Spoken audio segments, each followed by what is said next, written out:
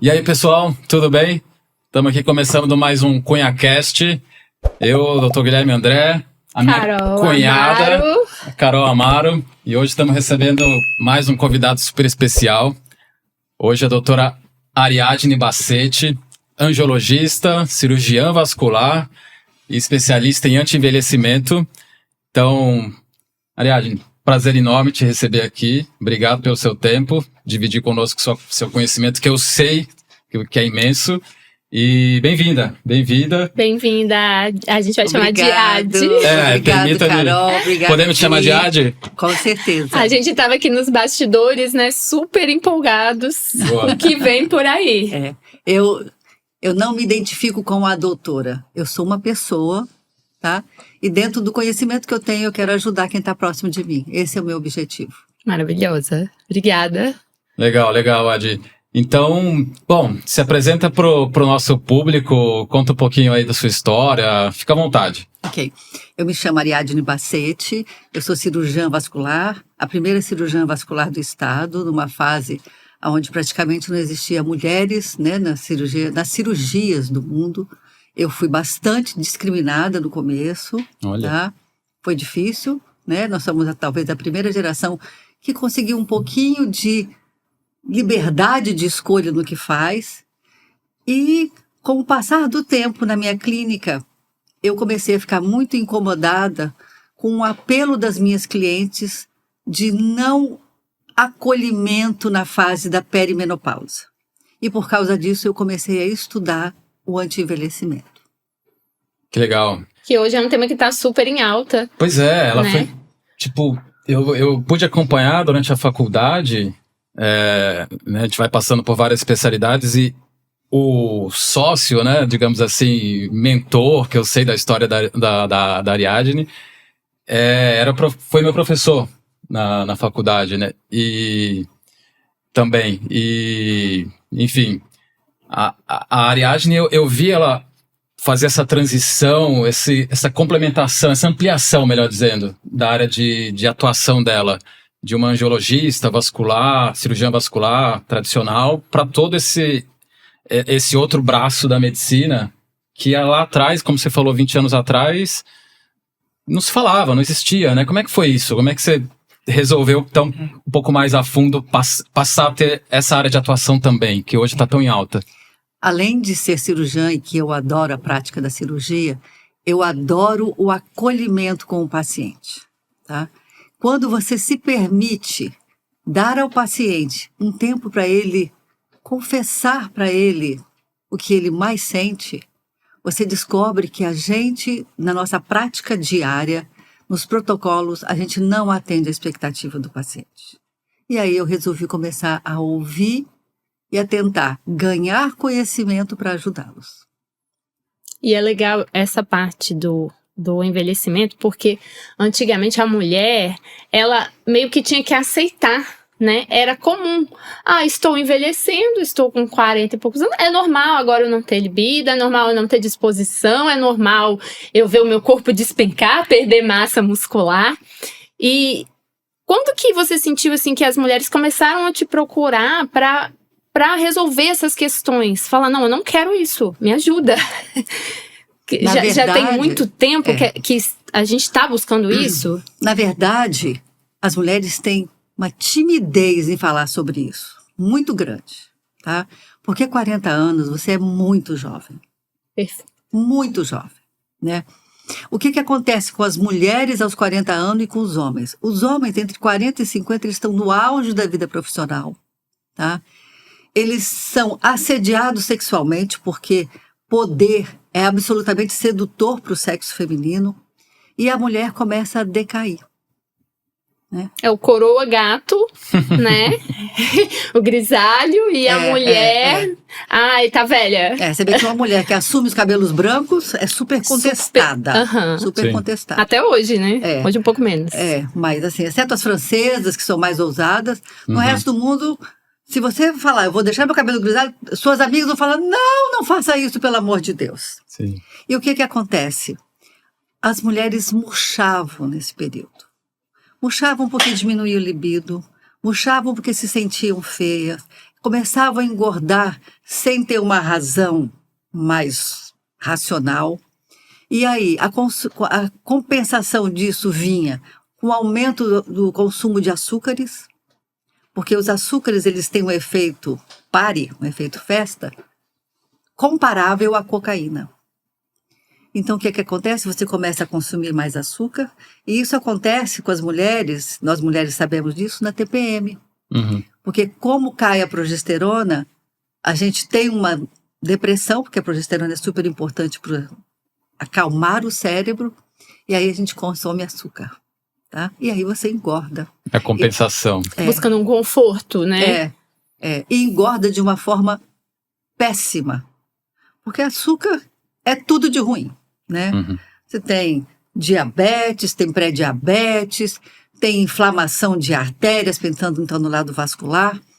E então você vai entrando num ciclo negativo, de baixa autoestima, de não querer mais sair, de ter vergonha do seu corpo, de se ver engordando, de se ver feia.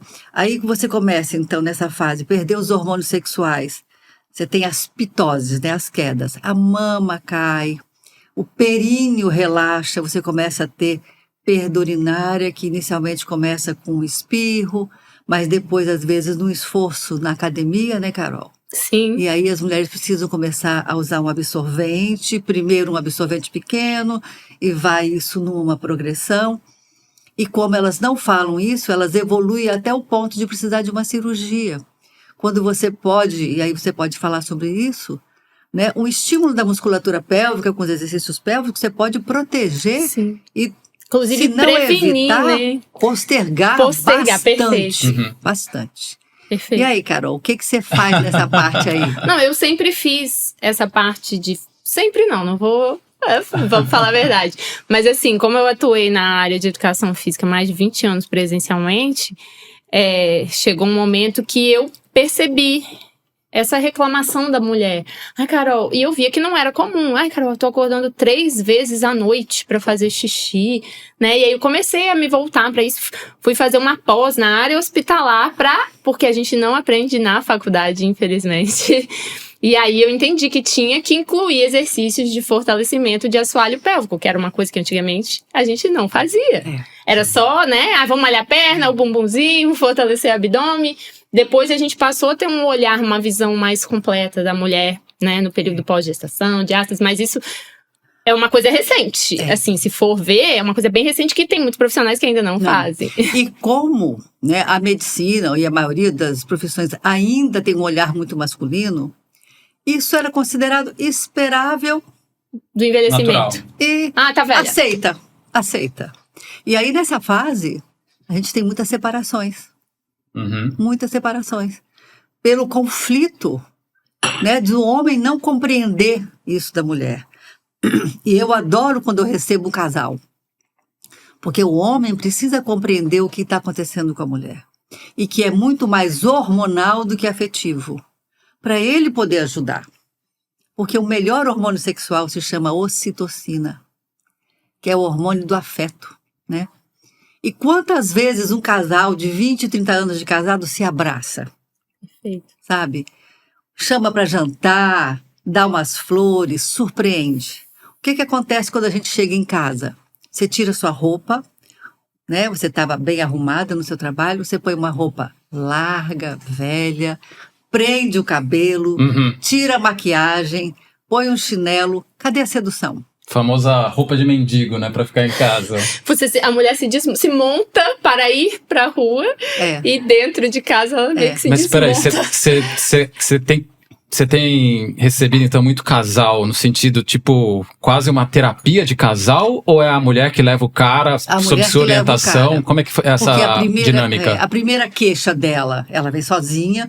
Muitas vezes ela tem muito constrangimento de falar com isso diante do marido, porque o marido está reclamando e ela não sabe como responder a isso. E aí, quando eu falo com ela, isso é esperável, a gente pode ajudar. Traga ele na próxima consulta, quando você trouxer o resultado dos seus exames, porque eu vou mostrar para ele as relações das diferenças. Você tem uma testosterona aos 50 anos de 800, sua mulher tem de 15. Imagina você 300 vezes menos testosterona, você teria libido? Certamente não. Responde a isso, sabe? Porque quando você responde a isso, você começa a compreender sua mulher. E a fase da mulher que ela tem muito libido também é na fase da ovulação. Que quando a gente entra no climatério e menopausa, a gente não ovula mais. Sim, vendo aqui sobre a minha ótica, né, masculina, muito bacana. Achei bem interessante isso, porque realmente se jogar essa responsabilidade para a mulher, chegar em casa, traduzir tudo aquilo que recebeu de informação da médica, explicar para o marido, normalmente em um clima que às vezes já está meio, né, desgastado. Sim. Putz, isso aí deve funcionar melhor do que muita terapia de casal, cara. O cara enxergar na prática com uma autoridade do assunto falando ali, com evidências. Bem bacana isso. Isso seria algo para ser estimulado, né? O casal e conversar não só sobre a isso. mulher. Porque às vezes a mulher faz tudo, o cara nem sabe que ela está indo ao médico, que ela está buscando tratamento, ele também não sabe, não tem um diálogo, então às vezes, né, não encaixa. Não, e ele às vezes ainda está num vigor físico sexual 10, ele nem consegue imaginar que ela não está mais. Sim. Acha que perdeu o desejo, que o casamento esfriou. Que é tudo coisa da cabeça. A mulher, ela ama o homem. Isso é uma coisa que a gente ouve muito. A mulher ama, eu amo meu marido, mas eu não tenho desejo. Você ouve isso direto? Não é que não ama. Direto. Por isso acaba casamentos, porque aí o homem começa a procurar mulheres fora do casamento. Sim, sim. Tá faltando uma compreensão do homem em relação à mulher. Nós não somos iguais, sabe? Em 2022, teve uma cardiologista francesa que escreveu um livro que chama É o Sexo que Faz a Diferença. Não é o sexo do ato sexual, mas o cromossoma X e Y. Tá? As doenças são diferentes. Então, agora a gente começa a olhar diferente, por exemplo. Por que se trata de hipertensão igual em homem e mulher? Nós não somos iguais. Nosso metabolismo é diferente. Então, tudo isso precisa ser muito discutido. Muito discutido. Isso está muito incipiente, né? Até porque o mundo ainda é muito masculino, né? Qual é o percentual de mulheres nas pesquisas que começam a aparecer? Agora a gente vê essas mulheres surgindo, né? De 20 anos para cá. Antes, quase não existia. Tem um filme muito impactante que conta a história de uma mulher, uma escritora que escrevia e o marido dela ganha o prêmio Nobel de literatura, que é com a Glenn Close. Super atriz. É muito interessante de ver, porque ela vai junto com o marido, ele vai receber o prêmio Nobel. E ela que escreveu. Ela é a sombra. Então, mulheres que vivem na sombra dos homens têm uma frequência enorme. Enorme. Nós precisamos discutir um pouco isso, sabe? Nós temos que ser tratadas com igualdade. E como que está isso atualmente? O tratamento, eu imagino, deve ter ali, em determinados casos, tem que ter, de fato, a terapia, né? A questão psicológica. E a gente já tem hoje ferramentas médicas, falando hormônios mesmo, com segurança para prescrever a ponto de dar aquele up realmente fisiológico. A gente vê muito exagero aí nessa área de modulação hormonal, às vezes até umas coisas meio esquisitas. Sim, porque aí tem dá para fazer com segurança, né? A terapia de reposição hormonal tem que ser muito estudada. Existem contraindicações absolutas, tá? Como um câncer ativo ou as alterações genéticas do câncer de mama, apesar que até isso começa-se a questionar, mas ainda não existe níveis de evidência clínica para você prescrever com segurança, e a gente tem que tomar muito cuidado, porque existe também a judicialização da medicina que nos limita, né? Porque o que eu posso fazer nem sempre é o que eu devo fazer, tá? Então isso tem muito cuidado. Mas hoje, com a reposição hormonal por via transdérmica, exceto a progesterona, que ainda eu considero a via oral melhor, porque melhora muitíssimo o sono, você tem muita segurança. E no ano de 2024 saiu um trabalho muito robusto, mostrando que as mulheres que não começam a reposição no climatério, ou seja, antes da menopausa, que é considerada a menopausa 1 ano sem menstruação, se elas não começam a reposição nessa fase, que a gente vai fazendo por etapas, primeiro a progesterona, a testosterona, depois o estrogênio, e que a gente repõe estradiol, às vezes associa o estriol. Existem 3 tipos de estrogênio: a estrona, que é estrogênio básico, estradiol e estriol. O estriol é o estrogênio da gestação, e o estradiol é o do ciclo ovariano, onde você tem ovulação. Você passa a ter muito mais doença cardiovascular do que os homens, até 60% mais. E os infartos nas mulheres são piores do que nos homens em termos de evento. Nós temos coronárias mais finas, né? Uma cirurgia aberta é mais difícil, porque são artérias muito finas. A queixa de dor torácica na mulher, nem sempre se pensa em dor torácica de origem cardíaca, acha que é emocional, que é um estado, né, emocional. E muitas vezes as mulheres vão ao pronto-socorro várias vezes antes de serem diagnosticadas com infarto. E por isso temos 60% mais de eventos negativos em relação ao homem. Nossa. Só isso justifica já a reposição hormonal, uma vez que 25% das causas de morte, né, na humanidade são cardiovasculares. A incidência de câncer de mama é 1 para 1.000 mulheres. Tá? Cânceres. Na reposição? Não, no geral. No geral.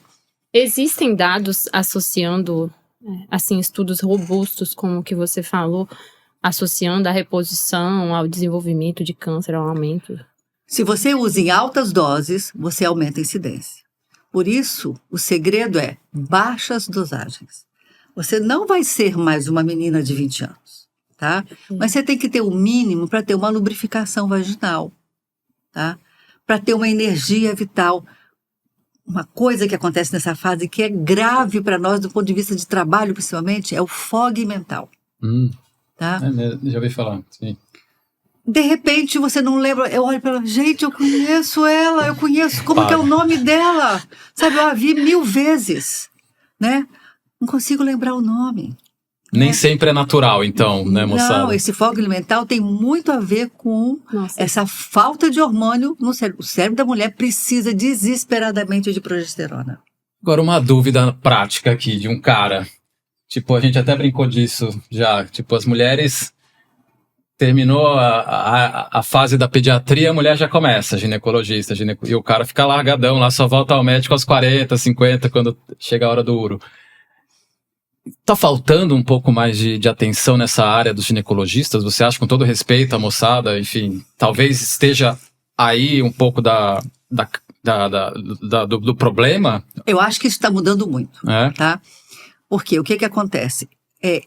Teve uma época, no final dos anos 80 e 90, que se fazia reposição. Só que se fazia com um hormônio que era da urina da égua. E teve um aumento de 6% nos cânceres de mama. Tá? Gerou um pânico coletivo. Um estudo da Women's Health, né, das enfermeiras americanas, que aumentou 6%. Foi um pânico geral. Então, em 15 dias, o mundo inteiro suspendeu a reposição hormonal. Tá? Em 1999, eu estava no avião lendo uma revista, o The Economist, Sim. que é uma revista super conceituada na economia, mas que não tem nada da ordem médica, e tinha um texto escrito assim: terapia de reposição hormonal, mais mulheres deveriam fazer. Olha, 1999. 99, numa revista de economia, porque o impacto no trabalho é enorme. Em 2024, se eu não me engano, o prêmio de economia foi de uma mulher, mostrando o impacto das gestações e dessa fase da perimenopausa no trabalho da mulher. Porque se vocês se recordarem nas faculdades, os melhores alunos são as mulheres. Claro. E elas entram no mercado, ascendem e de repente caem. Você só quer copiar o caderno da CDF. É sempre uma menina. Sim, é sempre uma menina. E isso causa uma frustração absoluta nas mulheres, sabe? Porque aí você é preterida. O CEO, se você fizer eu não sei isso de cabeça, mas o percentual de CEOs masculino e feminino, certamente 90% é homem. Porque, por exemplo, se você, Guilherme, virar um CEO de uma empresa e precisar viajar pelo mundo inteiro, você vai, sua mulher vai cuidar dos seus filhos. Sim, sim. E se for o inverso?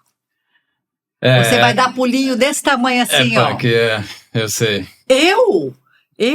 Porque existe essa competição dentro do casal, inclusive, sabe?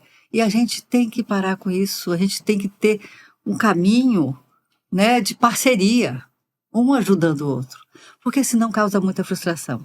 Porque aí a mulher passa a se dedicar mais à casa e o homem vem com o discurso, não, você não precisa trabalhar tanto, eu dou conta financeiramente, né? Sim. Só que aí seus filhos crescem e vão embora. Aí vem a síndrome do ninho vazio, né? Que acontece quando você entra na menopausa. Se você pegar um percentual de mulheres que aos 50 anos tomam um ansiolítico e um antidepressivo, no seu consultório você deve perceber isso. É uma quantidade enorme. Só perde na prescrição médica para anti-inflamatório, que é a droga mais prescrita no mundo inteiro. Por quê? Porque você se sente isolada, sabe? E a sociedade, o modelo de sucesso, não é uma mãe exemplar, é uma profissional exemplar. Então você tem uma grande frustração. Olha como é que as coisas são, né? Ao mesmo tempo que tem a cobrança para você ser a melhor mãe, a melhor esposa, a melhor dona de casa, mas aí também as pessoas olham para você e falam, poxa, mas profissionalmente mal sucedida. Porque e aí a gente vê a importância da família numa sociedade totalmente disforme. Hoje a gente está vivendo uma sociedade cheia de problemas. Nossos filhos estão todos cheios de problemas, todos viciados em tablets, né? Aí todo mundo tem déficit de atenção. Você consegue ter atenção com 10 luzinhas piscando aqui, te chamando porque é interessante? Quantos minutos por dia você consome lendo em silêncio? Sim. Sabe? É ínfimo de vida, perto né? do tempo de tela. Mesmo nos Instagram, se você escreve no Instagram, a partir do 2º parágrafo ninguém lê mais. Fato. Não, é muito difícil você produzir um conteúdo inteligente, informativo, que fale a verdade. E esse conteúdo engajar. Isso é difícil. Engaja. Isso já me criou muita frustração. A mim também. Teve uma vez que eu fui fazer um texto sobre açúcares, né? Porque eu não gosto do tal do açúcar. E eu fiz um texto, estudei muito, botei várias referências. Depois do 2º parágrafo, todo mundo parou de ver. É isso mesmo. Aí ele falou, você tem que fazer vídeo, porque o vídeo as pessoas ouvem. As pessoas pararam, é diferente você ler. Você atinge outra memória. Existem vários tipos de memória, sabe? Quando você só ouve, você não grava tanto quando você vê. Sim. Isso aí é a nossa realidade atual, né? Não sei como é que a gente vai caminhar agora pra frente com isso aí, que a minha impressão é que só vai piorar. Não sei se isso tem cura. Mas o mundo está começando a mudar, né? Em muitos países, da Finlândia, até 16 anos você não pode estar mais em mídia social, não pode levar mais celulares para a escola. Tem que vir de cima, né? Regulamentação mesmo, vai ter que ser na paulada. Porque é muito difícil, né? O seu filho, você proíbe. Os 20 amigos dele têm. Incontrolável. É muito difícil. Vira uma discriminação social.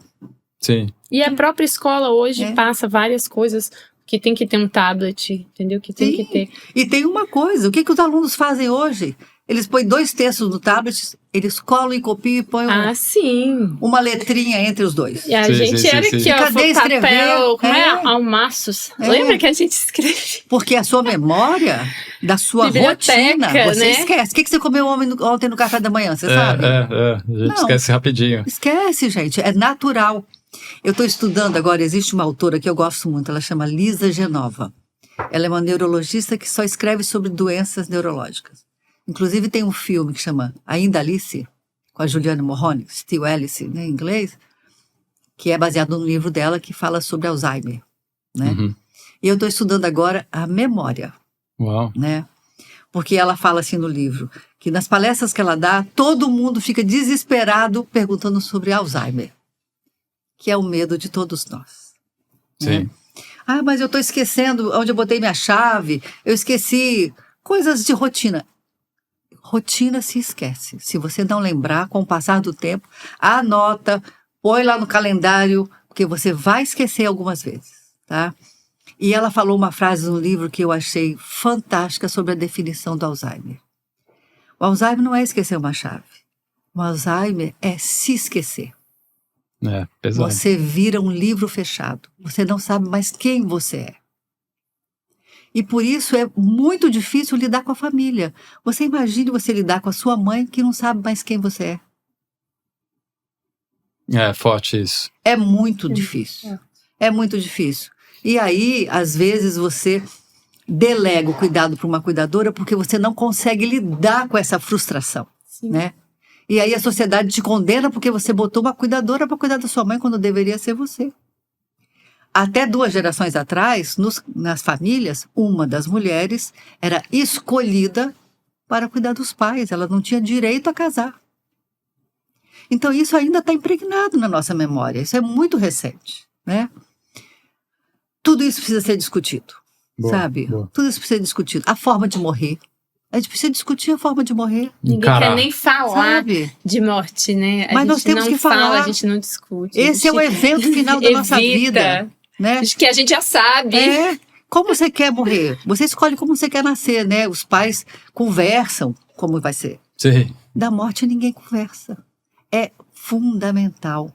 Porque é muito mais leve nesse momento, que é um momento de muita dor, se você já tiver resolvido isso antes. Sim. Né? Tira a carga da família toda, né? Deixa eu tranquilidade. Fazer uma outra pergunta aqui, voltando para a área de anti-envelhecimento. Tem procura do lado masculino também? Você recebe muito paciente masculino? Como é que é essa realidade, essa dinâmica? Por que eu recebo? Porque eu sou mulher. Jura? Com certeza. É uma impressão, assim? Você iria a uma mulher confessar que você não está tendo mais potência sexual? Faz sentido.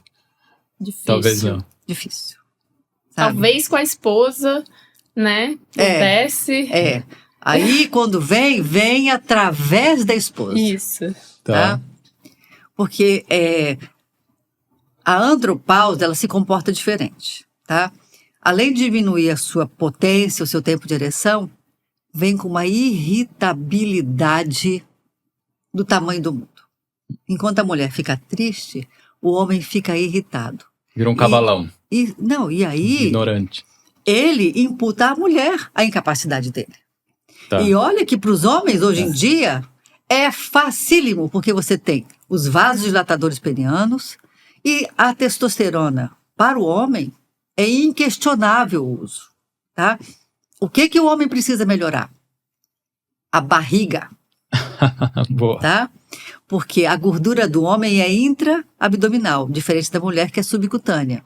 E essa gordura intra-abdominal é altamente inflamatória. E nessa gordura a gente tem uma enzima que chama L-aromatase, que transforma a sua testosterona em estrogênio. Isso estimula a próstata, a incidência de câncer de próstata tem aumentado muito e diminui a libido. Exatamente. Tá? A famosa barriguinha de cerveja...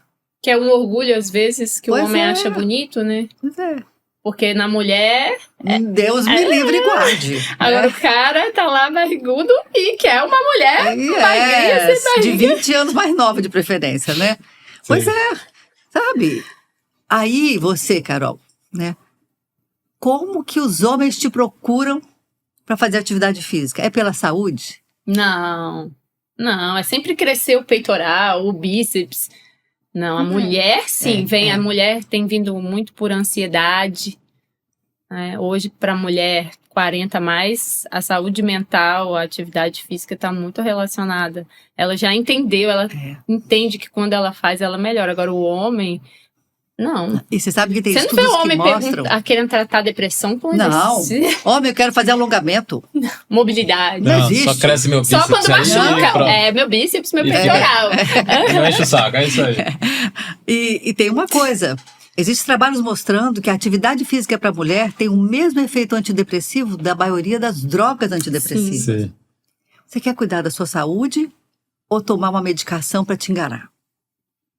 É que, na verdade, a gente tem visto as pessoas tomando antidepressivo e eu acho que dá uma máscara, vocês sabem falar melhor que eu qual é o efeito, mas assim, você não vê uma grande melhora e já quando tem atividade física, aí você vê uma melhora da autoestima, melhora do humor, melhora da disposição, que o remédio não traz. Antidepressivo aumenta a prolactina, tá? Que não é bom para mama.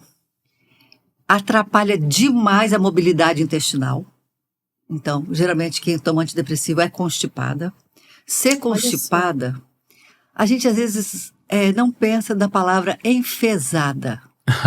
O que é enfesada? É cheio de fezes. Tá? Não pode ser bom, né? Não pode ser bom. Comida podre. Não pode ser bom. Sabe? Não Isso pode não é fazer bom. bem. Sim. Então a gente tem que pensar nisso, sabe? E todo mundo quer uma bala de prata. Sim. Quer um remédio que resolva tudo. Quem não quer? Uhum. Quem não quer? Né? Mas não existe. Esse é o ponto, né? A gente tem que assumir a nossa responsabilidade com a nossa saúde. Boa. E você citou aí, como é que, pelo que eu estou entendendo, então, você tem recebido a ótica das pessoas que têm te procurado ao longo desses anos, eu confesso que eu não imaginava dessa maneira. Nem é tanto a estética facial, corporal. Não. É muito essa questão qualidade de vida, sexual, É saúde geral. É. Mas tem esse lado também, né? Acho que é natural também, né? Somente Sim, nos dois sexos. sim. A busca por uma melhoria estética. E aí acho que vem junto também a sua área base, que é a angiologia, né? A moçada tá procurando vários médicos aí, vocês já viram que a doutora Ariadna aqui, você já vai resolver os vasinhos, mais a hormonal, mais a psicologia, já faz tudo numa secagem de vasinho, já sai, né? E lembra de ir no consultório pedir uma consulta de anti-envelhecimento, porque em 15 minutos de consulta não se fala isso, né? Mas você não abandonou essa parte, né? Também dos vasinhos, das varizes, como é que tá isso aí? Até porque eu consegui um renome nessa área. A gente sabe. Porque eu procuro fazer com qualidade, e isso também evoluiu muito. Hoje, varizes... Como é que tá hoje? A sua visão? Existe até estuda muito e tal. Existe uma classificação de varizes que chama CEAP. Boa. Hoje existe o CEAP 0, que é aquela pessoa que não tem variz, mas tem dor. E às vezes a dor está ligada ao lipedema, que também é uma coisa que está se falando muito, está muito em voga. E muitas vezes são dores osteomusculares, né? E aí tem muito a ver com a inatividade física, com uma inflamação crônica, sabe? Eu noto isso, desculpa te perguntar, eu noto isso também no meu consultório. A gente vê, às vezes, na face do paciente a frustração de não encontrar uma causa específica. Você fala, mas tá aqui, não tem varizes, o exame que faz também não mostra nada de significativo e a pessoa não acredita, começa a desconfiar de você. Você deve ver isso no cotidiano, né? Existe uma frustração para o paciente quando você não dá uma formulação para ele que resolva a situação dele. Nossa, e vascular é um médico que não prescreve muita medicação. Né? O que a gente tem na vascular? Antiagregante, anticoagulante em alguns casos, e os venotrópicos que não têm um nível de evidência A, né? Ou seja, que realmente mudam a história das varizes, né? Então a gente tem que estimular a atividade física, cuidar das varizes, cuidar das fases iniciais, porque os resultados são muito melhores. Se tiver lipedema associado, tem que primeiro desinflamar o paciente. Um paciente inflamado, fazer escleroterapia, fazer cirurgia, vai manchar tudo. Desinflamar significa tomar anti-inflamatório? Acho que não, né? Conta aí. Sim, anti-inflamatório natural, não os anti-inflamatórios não esteroidais, né? Tá vendo essa aí, moça? Coisa que todo mundo tem um na bolsa, né? E que é uma das coisas mais prescritas no mundo, né? Tanto que nos esgotos de Nova York foi estudado a concentração de anti-inflamatório e foi encontrado 400% acima da dose. Jesus! Que isso? E já teve gente que propôs estatina na água. Eu lembro desse papo. Tá? Teve uma época para todo mundo? Para todo mundo. Botar na água. Como você põe cloro, botar uma estatina. Já para prevenir problema lá. Vai tomando aí, moçada, que já... Desde sempre. Hoje... Estatina tem um lado bom, tem indicações, né? Paciente que já botou stent, que já fez alguma cirurgia arterial, mas a estatina age na mitocôndria.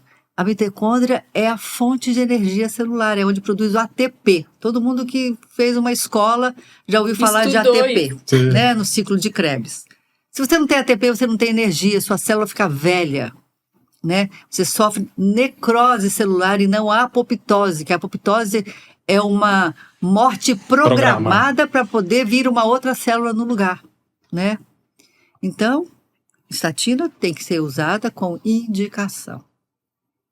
Que loucura. Então, a desinflamação, né, moçada? Não é anti-inflamatório. Não é anti-inflamatório, é muito mais. Fala um pouquinho, Adi, dessa questão da desinflamação, porque a gente vê tanta coisa por aí, né? Assim, prometendo, por exemplo, tome o suco de beterraba que você vai desinflamar, como se fosse, isoladamente, fosse fácil tratar uma inflamação com um suco, uma fruta, ainda que seja um bom alimento. Né? Um detox. Mas fala um pouquinho pra gente. Falando em beterraba é fantástico. Sim, porque aumenta nível de óxido nítrico, Não. é super fantástico. Inclusive, está sendo muito estudado, né? Mas ainda assim, só tomar o suco de beterraba e não tá é lá, suficiente. Com gordura visceral, sedentária, não vai resolver. Você sabe que nas Olimpíadas que teve na Inglaterra, o time inglês tomava suco de beterraba de manhã. E isso aumentava a performance de atletas de alta performance em 12%. Uau! Mas atletas, né? Atletas, sabe? Está sendo muito usado para pré-treino. O que a gente precisa? Diversificar a alimentação, procurar comer orgânicos, porque os agrotóxicos têm várias disfunções, tá? Como nem tudo é possível, quando for comer frutas que não são orgânicas, lavar com água e sabão. Porque a maioria dos agrotóxicos, eles são pulverizados numa substância oleosa. Se você passa água e sabão, você tira um pouco.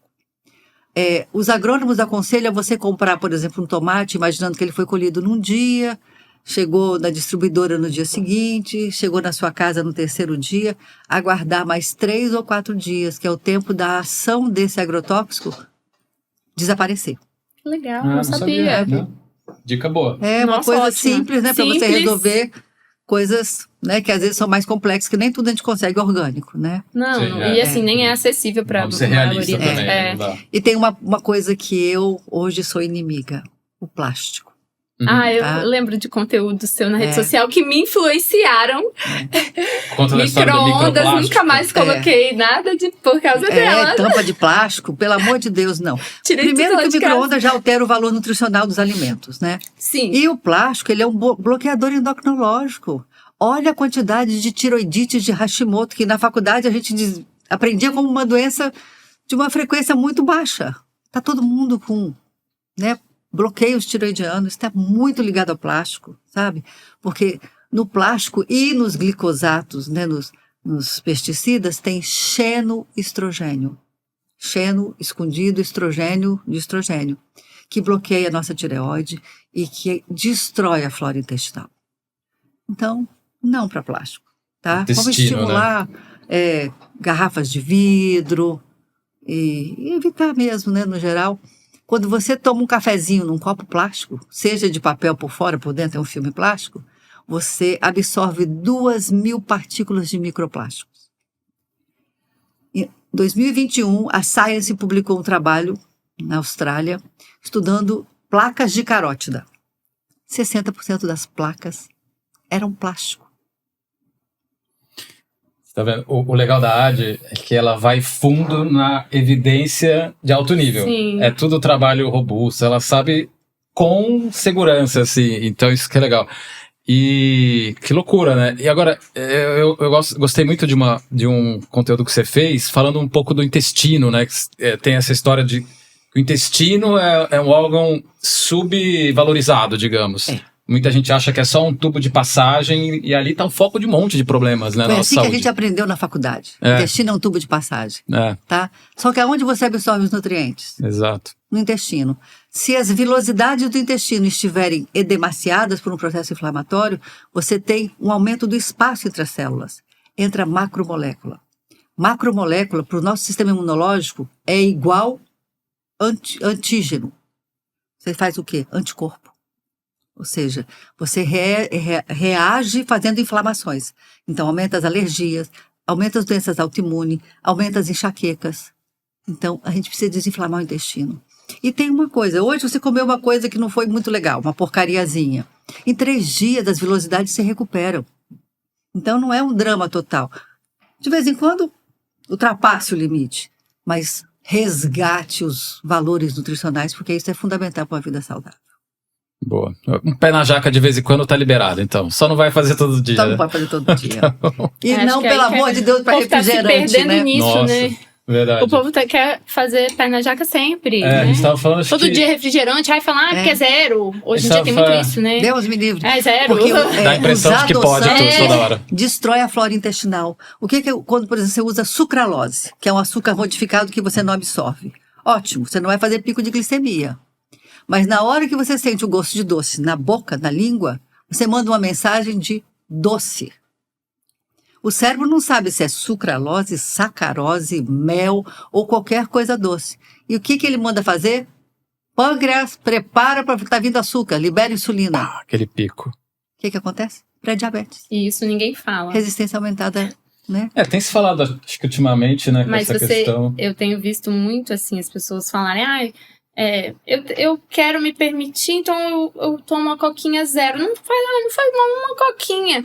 Só que não é só a coquinha, é mais um monte de coisas. Aí, a barra de proteína, às vezes o whey, que não é de boa qualidade, né, que tá se usando muito. E aí, no final das contas, você não soma, é só coquinha. Não é, tem um monte de coisinha ali que você tá consumindo. Vocês também. imaginam qual é a dose recomendada de açúcar por dia para um adulto não diabético? Não. Conta aí pra nós. Já estudei, mas não lembro. 20 gramas. Sabe quanto tem uma latinha de Coca-Cola? Meu Deus. 37. A latinha Já no quase combo o de dobro. 350 É, a latinha, Já vai só não é na uma lata. garrafa PET não, a latinha. Que loucura, meu. Né? O whey de baixa qualidade faz pico de glicemia. O cara acha que tá arrasando ali, né? Tem uma autora francesa chamada Jessie Chaspé. Sim. Pois é, a Jessie escreveu um livro em 21 chamado A Revolução da Glicose. Esse livrinho a gente Tá? até já comentou Eu falei, aqui. até falei na outra gravação, que Eu a Ariadne que me recomendou. sou Eu fã li dessa menina. Todo depois que ela mundo deveria ler. É bacana Porque ela mesmo. começou a estudar os picos de glicemia nos diabéticos com aquele disco de controle da glicemia, né, que os diabéticos Sim. às vezes usam.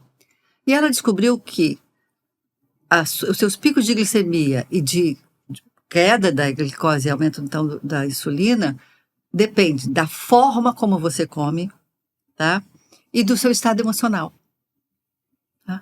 Porque quando você está ansiosa, muda tudo. Muda tudo. Não Hoje para. se fala, inclusive, das síndromes vagais, né? Da importância do vago na nossa saúde geral. Lembrando que lá no embrião, a mesma célula que origina seu cérebro origina seu intestino. Então, as ligações cérebro-intestino são reais. Reais.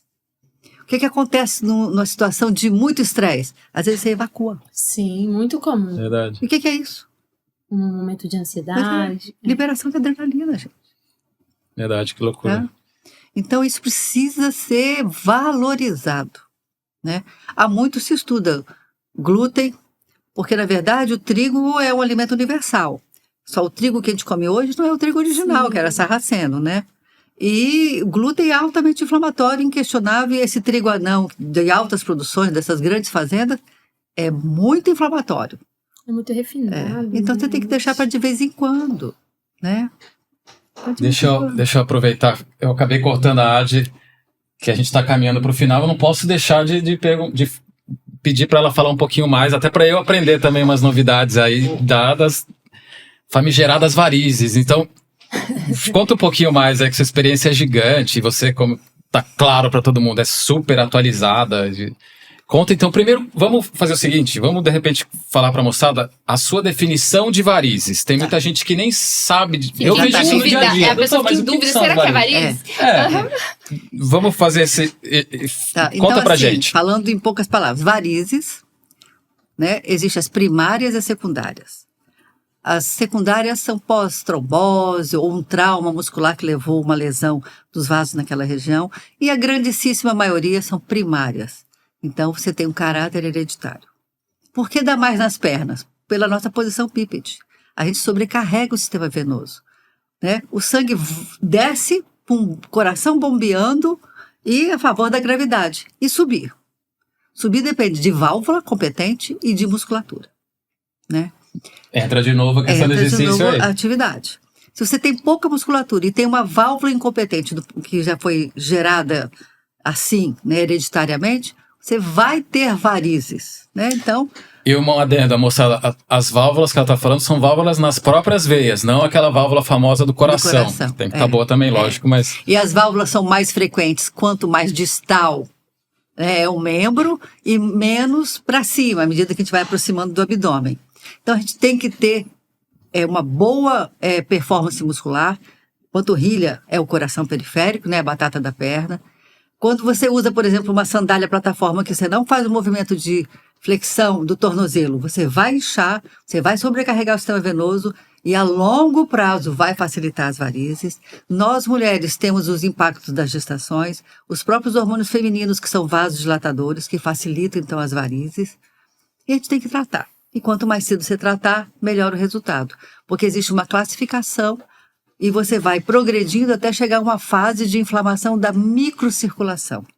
Quando a microcirculação está alterada, infelizmente, você já não tem mais um resultado de cura. Você vai ter um controle, vai fechar uma ferida, por exemplo, e ela vai reabrir, num período médio de 2 anos.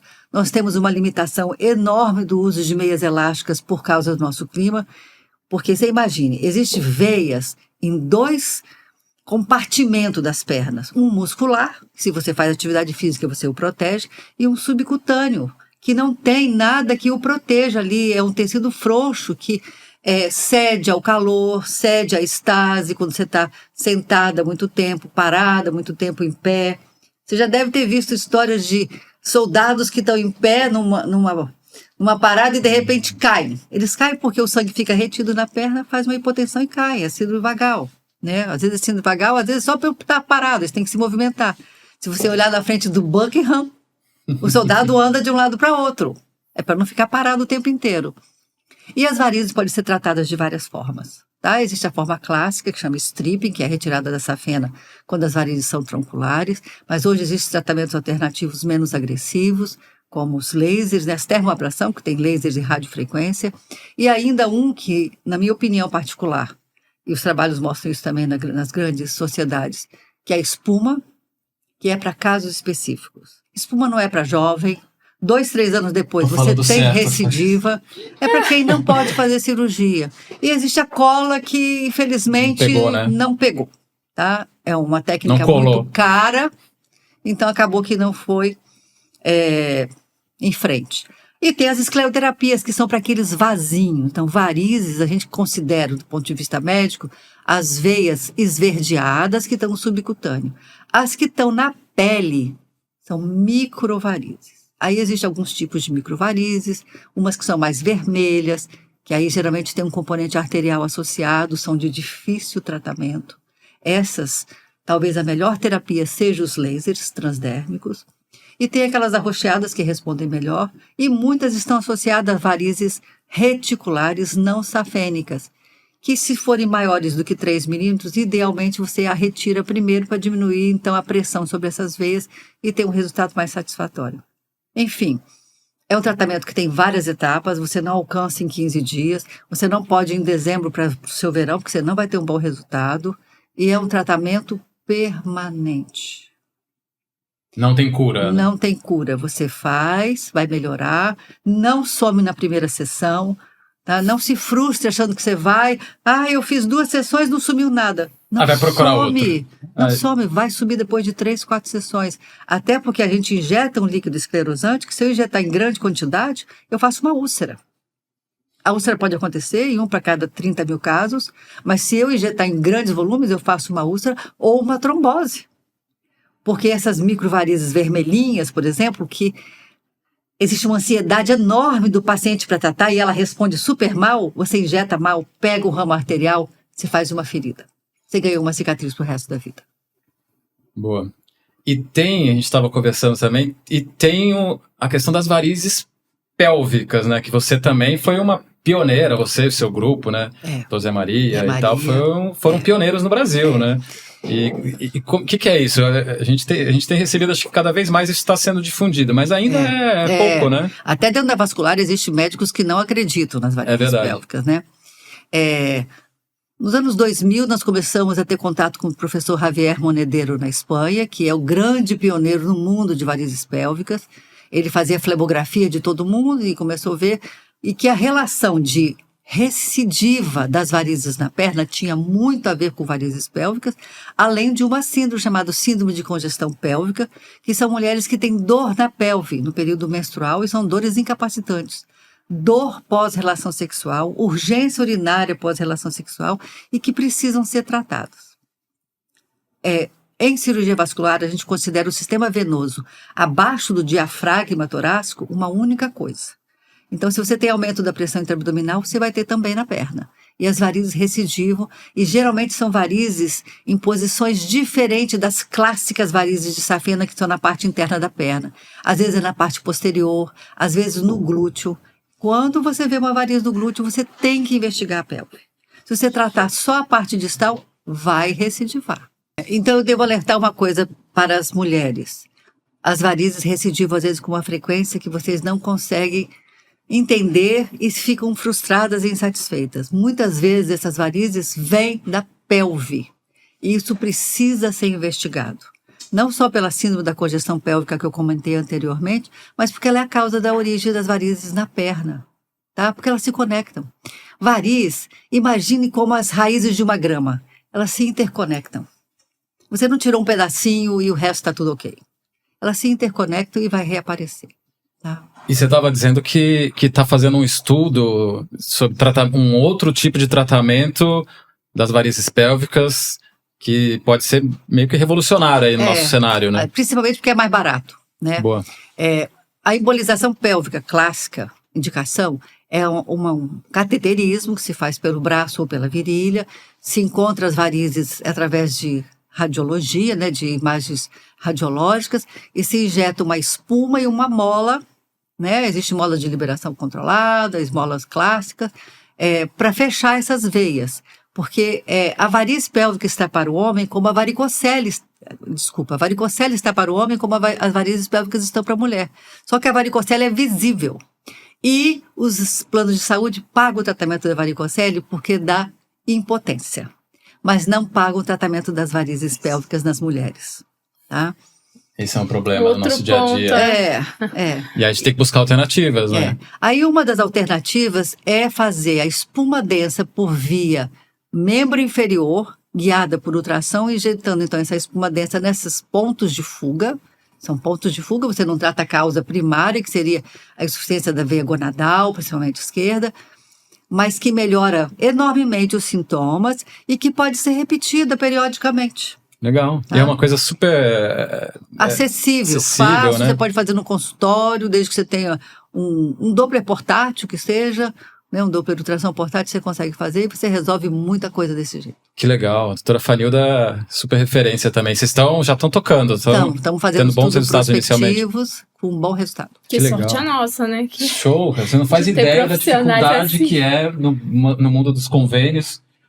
Que eu imagino que no SUS também, mais difícil ainda, ou não? Incrivelmente no SUS consegue. Ah, é? Olha o só. SUS tem coisas diferentes, né? Por exemplo, no SUS você pode fazer espuma na safena, porque como teve esses estudos que se realizaram em São Paulo, mostrando um resultado, mesmo que seja temporário, mas que desafogou a fila. Super. Né? Porque a fila de varizes no SUS é monstruosa. Tá? Aqui no Hospital das Clínicas, aqui em Vitória, são 7 anos de espera. Sim. Por quê? Porque são serviços pequenos e a prioridade é quem? Risco de perda de membro. Então, os arteriais passam na frente e as varizes vão ficando para trás. O SUS eu sei que o tratamento com espuma nos membros inferiores já é consolidado, graças a Deus apareceu.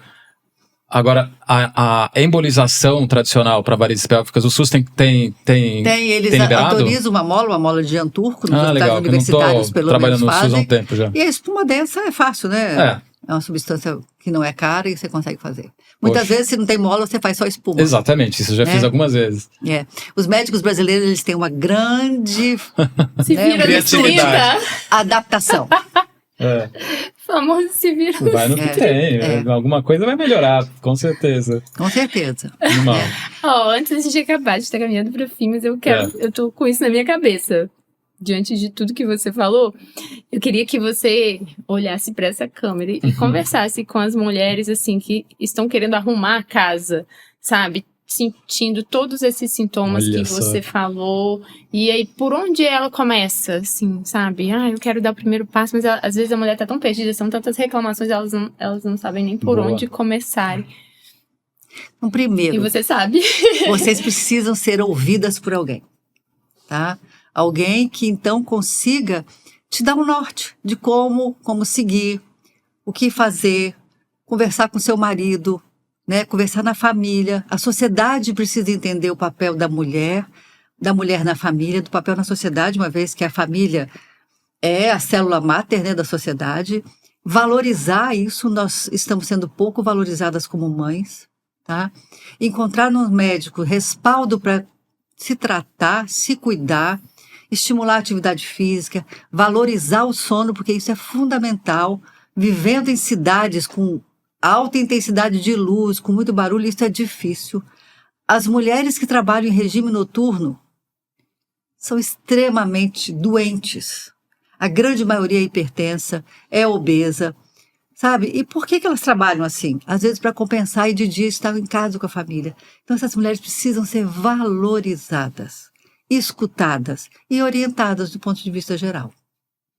Maravilhoso. Animal, olha, dá uma mexida até, A né? gente poderia ficar aqui mais umas 2 horas. Não, meu Só Deus. eu aprendi tanto, nossa, tô aqui admirada. Assim, Graças que a eu Deus, gosto. pelo menos a área da vascular, eu vi que eu tô atualizado. Que bom, a outra né? parte foi só aprendizado na veia aqui. Muito bom, impressionante. É.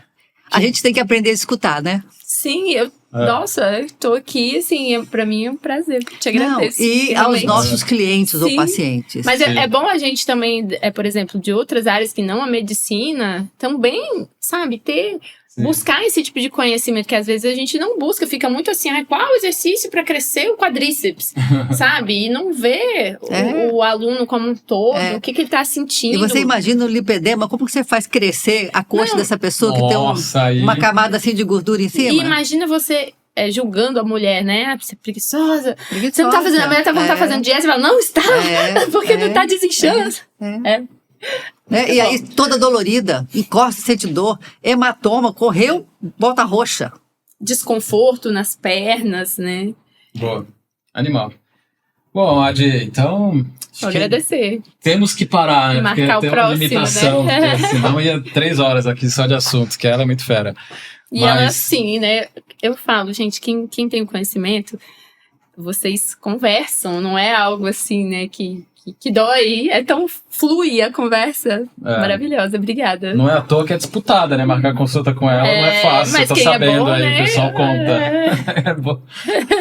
Maravilha, Adi. Poxa, de novo, muito obrigado pelo seu tempo, por essa troca incrível. Olha... Obrigada. Demais. Muito obrigada. É um prazer, eu espero que as pessoas que ouçam isso encontrem respaldo, né, para procurar se tratar, se cuidar, entender que elas não estão sozinhas nessa caminhada. Que você seja inspiração também para outros médicos. E tem tanta referência boa, a gente podia deixar as referências na descrição, né, do vídeo depois, porque ela falou de livros, podia deixar filmes. sua rede social, né, Boa. pra gente. Boa, vamos colocar também, como que é mesmo o seu Instagram e tal. Doutora Ariadne. Doutora Ariadne? Olha, que difícil, ela pegou. Hoje tem gente que paga por esses... Muito bom, pessoal. Então, valeu. Até o próximo episódio do CunhaCast. Tchau, tchau. Tchau. Tchau.